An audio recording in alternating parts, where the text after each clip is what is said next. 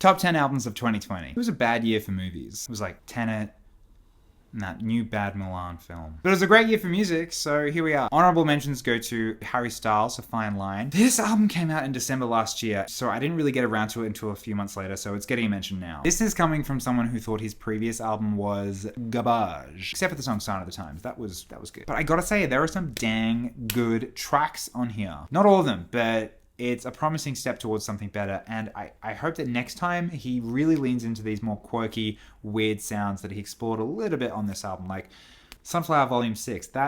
Ooh, I love that song. Second honorable mention goes to BTS B. Now, the album itself is fine, but it gets a mention purely for the song Dynamite. This song was my reason for joy this year. And that's exactly what BTS intended with it. They were like, hey, this year sucks, we can't dance together, so we're gonna give you the catchiest disco pop song you've ever heard, along with the accompanying dance to go with it, which is just pure euphoria to watch. We simply wanted to share a great energy to everyone around the world. It's the first time BTS have done a song entirely in English, and the lyrics are just this mishmash of like pop song phrases that border on parody and sometimes just make no sense at all. But it doesn't even matter because BTS are kind of the greatest force for good in this world, and you should actually just go and watch the America's Got Talent performance of the song and just thank me later. Okay. My top 10. Number 10, Gorillaz, Song Machine Season 1, Strange Times. I haven't really been a committed Gorillaz listener for the last few years, but this album has brought me right back in. Damon Albarn just brought in all these guests from across the musical spectrum and just knew exactly how to use their respective vocal talents. From Robert Smith of The Cure, to Beck, to Earth Gang, to JPEG Mafia, and even Elton John. The result is this sprawling album of every genre imaginable, and it just flows wonderfully from song to song. Number 9, The Flaming Lips, American Head. These guys have been going since '83, and I think they just made one of their best albums. The whole thing has this gorgeous, cosmic, psychedelic production, which is typical for the Flaming Lips, but the songs are more rooted in reality than usual. It plays out like an idyllic, yet melancholic collection of memories from some bygone era. It's very Beatles, very Bowie, and just a great listen in general. Casey Musgrave also features, and she's great too. Number 8, Lady Gaga, Chromatica. Rain on Me. I really love that after the whole Star is Born phase, Gaga just pivoted back to straight up, unabashed dance pop, not seen on this scale since the Born This Way era. And it's a welcome return. The whole album is just this love letter to the last 4 decades of dance music. Like, you've got house, electro, disco, Eurodance, EDM, acid house. It's honestly such a crime that this album can't be enjoyed the way it was intended in clubs and dance halls across the world, but you know, someday. Number 7, Fiona Apple, Fetch the Bolt Cutters. Fiona Apple has had enough of everyone's bullshit, and so she created this truly relentless album that's a pretty intense listen. There's obviously some real soul-bearing lyrics here, but also some wildly good playing, like the percussive piano on Shamika is just nuts. I never thought drums and keys could be combined like that. It's not one I go back to a whole lot, but not one I'll soon forget. Number 6, The Strokes, The New Abnormal. I feel like The Strokes have been a bit lost in the wilderness the last decade or so, but this record is a true return to form. Like, it's got elements of that classic Stroke sound from This Is It, but it also manages to find some new life in it with some really tight playing from the band and really clean production. The song Bad Decisions is the most obvious 80s Billy Idol throwback, but you know what? It's fun, and it makes you feel like you're listening to a new hit single by The Strokes. It's catchy, it's enjoyable, and you know, if it's good enough for Bernie Sanders, it's good enough for me. Number 5, Dua Lipa, Future Nostalgia. Oh man, I was late to this album, but better late than never, because this is the pop album of the year, in my opinion. Those bass lines alone are just described by Dua Lipa as purely about dancing and having fun and being free and being in love. It's the biggest antidote to 2020. Even though, like with Gaga's Chromatica, it sucks that we can't listen to it the way it's intended. In fact, a lot of artists have been actually withholding music until we return to some sort of normality. But I'd love that Dua Lipa released this album this year, because I think a lot of people, myself included, have kind of been veering away from your more sad, moody music in favor of this more kind of, you know, uplifting, upbeat, joyful dance pop, because it's an escape.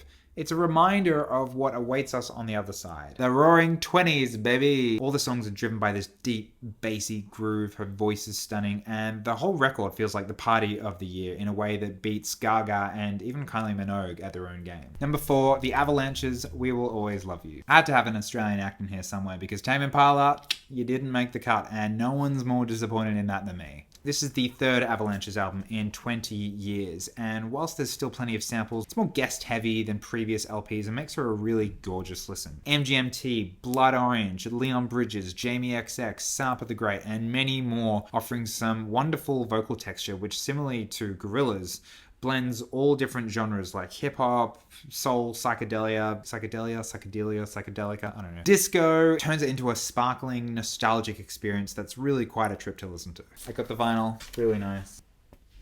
Number 3, Krungbin. Mordecai. I'm not even sure this should be this high on this list. So gentle and chilled out. I imagine a lot of people would be bored by how languidly it moves along. And I know plenty of people just view this as stylish mood music at best. But after spending so much time at home this year, I found myself putting this on time and time again because I just wanted to listen to something laid back, something groovy. Or even these days when you can have people over for a drink in the sun. It's really good background music. Put this on. Just hits really nicely and doesn't ask too much of you as a listener. It is a vibe. Number 2, Natalia Lafourcade, Un Canto por Mexico Volume 1, or A Song for Mexico Volume 1. At the beginning of this year, I discovered Natalia Lafourcade's music from someone describing listening to her like your ears being kissed by angels. I checked out her 2 previous albums, Musas Volumes 1 and 2, and fell completely and unexpectedly in love with her entire sound. So basically she was just a super successful Mexican pop/folk singer and decided that she wanted to collaborate with traditional Latin American instrumentalists, and so combined her just stunning voice with their expert playing and created this just beautiful Latin folk music. The guest appearances add this extra vocal color, and the production on this album is just so gorgeous. Every note, every instrument, every harmony just sounds so heavenly. It's just such moving, joyous music. In a time where mumble rap and mumble pop and mumble everything seem to be taking over the mainstream, it's really nice just to be able to listen to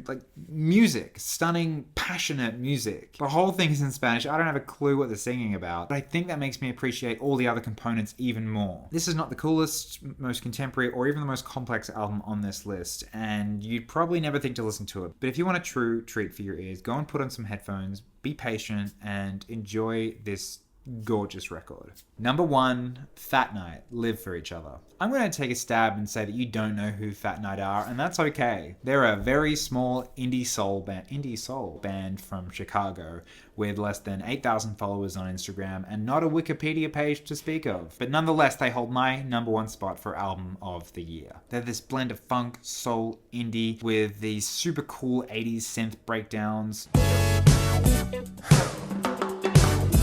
In a year that I've been seeking out music that is purely fun and joyous, Fat Night take the cake. Sometimes they sound like Boyz II Men, sometimes they sound like a cheesy 80s yacht rock band. There are parts of their songs that have these cool flamenco freakouts that sound like the music that plays when you finish a race in Mario Kart 64.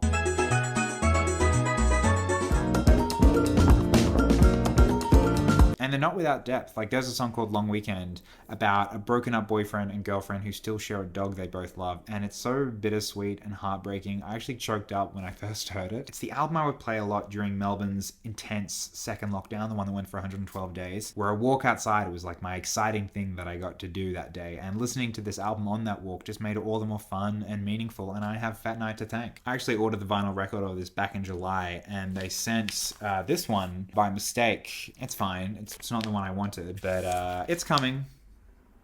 A lot of shipping issues this year.